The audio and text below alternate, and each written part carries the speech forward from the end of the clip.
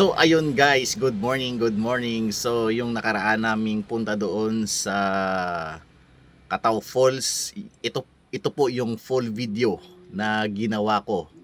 Eto guys, tingnan nyo. Please watch.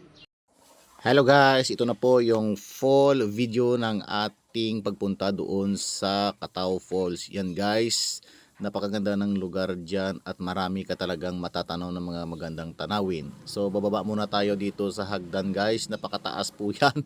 At saka kunting tiis lang pero malapit lang naman, mga more or less mga 5 minutes at nandoon ka na sa baba. Malapit lang talaga yan guys, at saka sa entrance na 20 pesos, may enjoy mo talaga ang iyong swimming dyan po sa Cataw Falls. Napakaganda po yung lugar na yan guys. So sulit-sulitin nyo na ang oras kasi maganda talaga dyan, lalo na't kasama mo iyong loved ones at partner sa buhay. Napaka-enjoy mo talaga yan. So ayan guys, masarap talaga maligo dyan at malamig ang tubig. Yan, tingnan nyo guys oh. Napakaganda. Fresh yan guys, galing yan po yan sa itaas at maraming kahoy dyan.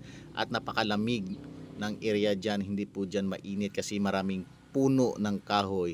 Ayan guys, kung makikita nyo, nag-i-enjoy ang mga naliligo dyan. Tinitingnan pa nila ako. Siyempre nagkukuha ko ng video dyan.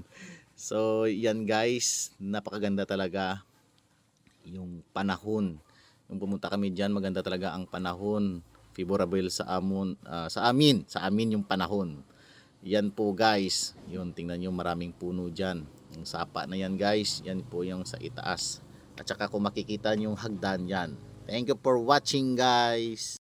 Di ba guys, napakaganda ng lugar. So, thank you so much sa panonood ng aking munting vlog. Please follow and share.